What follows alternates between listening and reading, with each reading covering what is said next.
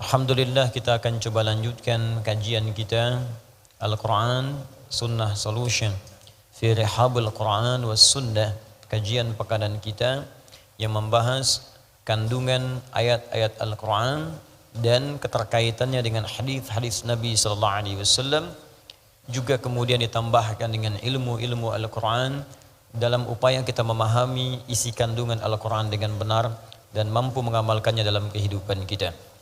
Semoga dengan itu kita digolongkan ke dalam satu golongan yang disebut oleh Nabi sallallahu alaihi wasallam sebagai golongan terbaik, manusia paling baik yang pernah hidup di bumi. Ini pernah disampaikan dalam salah satu hadis yang diriwayatkan oleh Imam Al-Bukhari. Beliau menerima hadis ini dari seorang bernama Hajjaj, Hajjaj bil Minhaj, menerima dari Syu'bah menerima dari Alqamah ibnu Marthad. Alqamah ibnu Marthad menerima dari Sa'ad bin Ubaidah. Sa'ad bin Ubaidah menerima dari Abu Abdurrahman As-Sulami. Abu Abdurrahman As-Sulami menerima dari sahabat Uthman ibn Affan radhiyallahu ta'ala anhu. Uthman ibn Affan radhiyallahu ta'ala anhu menerima langsung dari Rasulullah sallallahu alaihi wasallam. Ini silsilah sanad dia disampaikan kemudian dari Nabi sallallahu alaihi wasallam, khairukum man ta'allamal Qur'ana wa 'allama.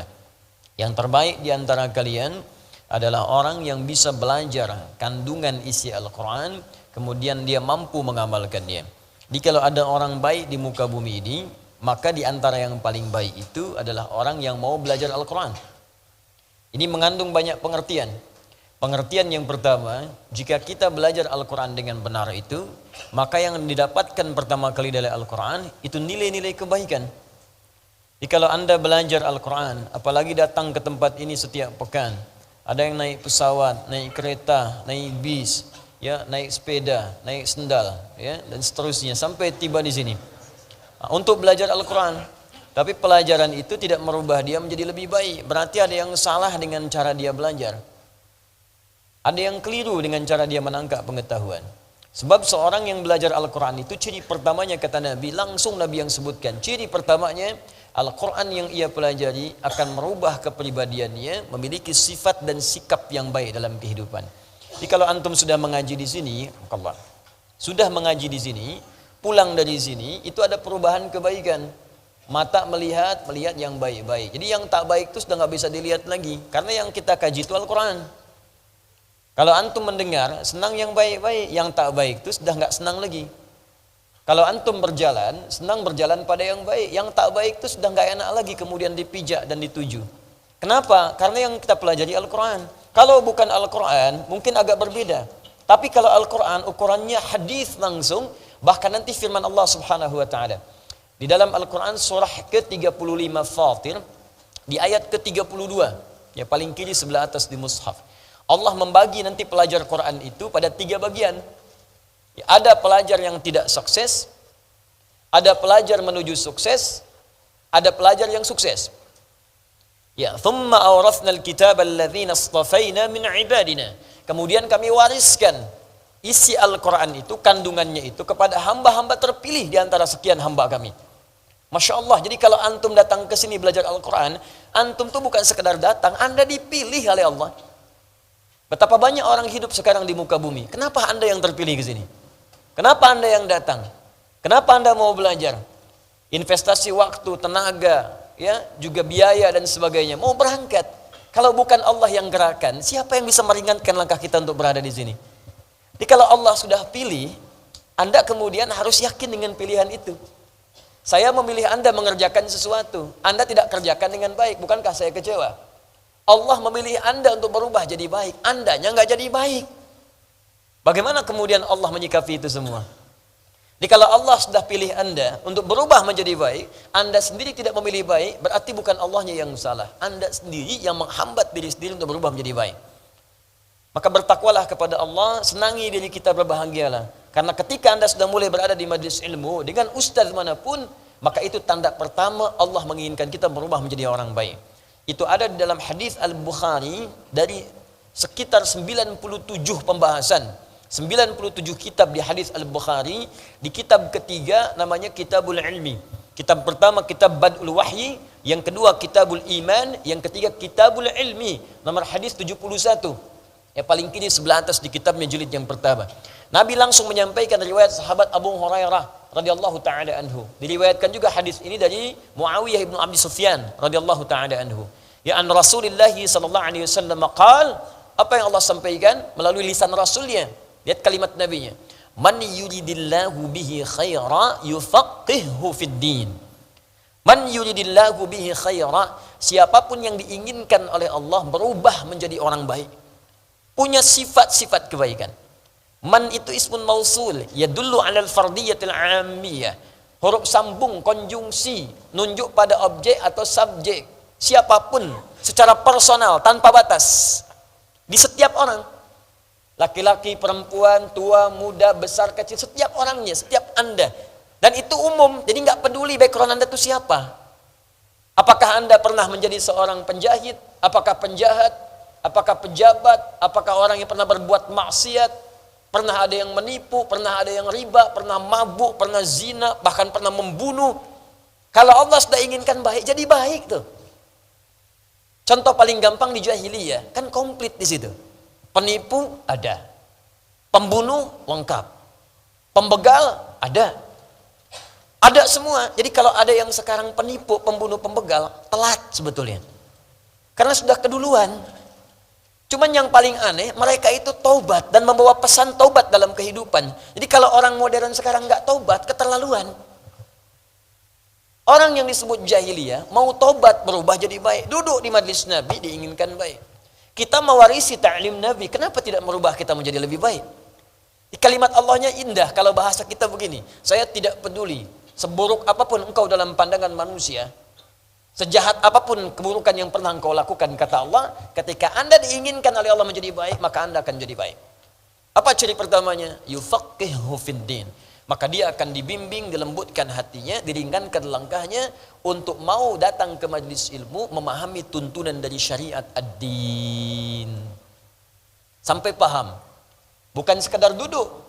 Kalau kalimatnya fiqh itu paham, mengerti. Jadi memang ini fokus, berniat benar untuk belajar. Bukan sekedar duduk, ngamat kiri kanan, begitu berlangsung ambil sendal orang misalnya. Dia betul-betul fokus ingin belajar. Dia siapkan dirinya. Itu kata Nabi, itu orang yang pertama kali disebut langsung oleh lisan Nabi, ini orang diinginkan baik menurut Allah. Saya sering katakan kalau orang Bekasi bilang Anda baik, jangan dulu senang. Karena orang Makassar belum tentu kenal Anda. Se-Jawa menyebut Anda baik, Sumatera belum tentu lihat Anda. Se-Asia menyebut Anda baik, orang Afrika pun mimpi nggak pernah lihat Anda. Tapi kalau Allah katakan Anda orang baik, maka semuka langit dan bumi mengatakan Anda yang terbaik. Dan Anda pulang dengan status yang terbaik di hadapan Allah Subhanahu wa taala. Nah, hanya nanti orang yang belajar Al-Qur'an ini terbagi 3 bagian. Kata Allah, saya sudah berikan warisan, cuman warisannya nggak dipakai. Sama seperti begini, ada orang nerima warisan sekarang, banyak dapatkan 1 miliar tiap orang. Apakah kemudian 3 orang yang mendapatkan, misal 3 orang dapatkan warisan setiap orang 1 miliar. Apakah setiap orang akan menggunakan uang itu dengan cara yang sama? Kadang bisa berbeda. Ada yang bangun madrasah dari uang itu. Ada yang bangun masjid. Ada yang berderma. Dan tidak sedikit yang digunakan untuk bermaksiat dan berfoya-foya saja. Ada yang mendapat warisan langsung dari Allah berisi kitabullah Al-Quran. Bahkan dia bisa datang ke majlis ini untuk belajar Al-Quran. Cuma sayang nanti ada 3 golongan terbagi dari orang itu. 1, wa minhum zalimun li nafsi. Ada orang yang zalim pada dirinya. Sudah Allah inginkan baik, dia mempertahankan keburukannya. Bahkan dia gunakan ayat-ayat Quran itu untuk berbuat maksiat. Ini golongan pertama, hati-hati. Hati-hati ya. Bahkan nanti di majlis ilmu itu ada yang mengutip ayat-ayat Allah, bahkan untuk bertentangan dengan hukum-hukum Allah. Semua agama adalah sama, menuju Tuhan yang sama. Cuman caranya beda-beda. Dipotonglah kemudian ayat-ayat Quran. Quran surat sekian, ayat sekian. Tidak dilengkapi, dipotong sebagiannya jadikan dalil. Hati-hati, ada yang begitu. Awas, karena Al-Quran sudah menyebutkan 15 abad yang lalu. Quran surah kedua Al-Baqarah ayat 204 ya, sampai dengan 206, paling kiri sebelah atas di mushaf. Wa minan nasi may yu'jibuka qawluhu fil hayatid dunya wa yushhidullaha ala ma fi qalbi wa huwa aladdul khisam. Di antara sebagian manusia, ada di antara mereka orang-orang yang kalau bicara itu kata-katanya begitu menarik. Retorikanya cantik. Jadi orang ini kalau bicara itu memukau kata-katanya. Punya magis kalau bicara. Menarik sekali, bagus rangkaian katanya. Kadang-kadang memotong ayat-ayat Al-Quran dan mengambil nama Allah. Tapi dia tempatkan di tempat yang tidak benar. Wa huwa aladdul khisam. Ini musuh paling bahaya. Paling bahaya. Bahkan nanti ada di antara mereka mengambil ayat, digunakan pada yang tidak tepat. Bahkan nanti ayat itu digunakan untuk mengolok-olok orang Islam sendiri. Ada di Quran surah keempat nanti, ayat 140. Ya, sebelah kiri paling bawah di mushafnya. Wa qad nazzala 'alaika fil kitab an idza sami'tum ayatillahi yukfaru biha wa yustahza'u biha fala taq'udu ma'ahum hatta yakhudhu fi haditsin ghairi innakum idzan mithluhum innallaha jami'ul munafiqina wal kafirina fi jahannam jami'a. Kata Allah, telah tetap ketentuan dalam Al-Quran, Al-Kitab, jika Anda mendapati orang-orang sengaja mengolok-olok menggunakan ayat Al-Quran atau memutarbalikkan isi kandungan Al-Quran. Jadi kalau Allah sudah sampaikan pasti terjadi, itu ada yang demikian. Maka jangan sertai mereka, kata Al-Quran. Jangan sertai, jangan ikuti majlisnya, jangan ditonton acaranya, jangan dibaca bukunya. Indah. Dan Al-Quran tidak mengatakan cela mereka, tidak. Saking indahnya bahasa Al-Quran, gak usah dicela. Mencela sesuatu yang sudah tercela itu buang-buang energi. Itu perbuatan sudah dicela. Ngapain mencela yang sudah tercela? Cukup tinggalkan saja, kata Al-Quran. Lalu kenapa? Kalau ditinggalkan, nanti dia merasa ada yang salah dalam dirinya, supaya dia balik lagi. Hatta yakhudhu fi haditsin ghairi. Sampai dia balik lagi, kalau sudah balik, rangkul lagi. Itu indah ya. Celaan tidak ada, makian tidak ada, ya, hal-hal buruk tidak ada, hoax tidak usah dibuat, tinggalkan aja. Nanti dia sadar, oh ada yang salah dengan saya. Indah sekali merangkulnya. Balik lagi, baru kita rangkul.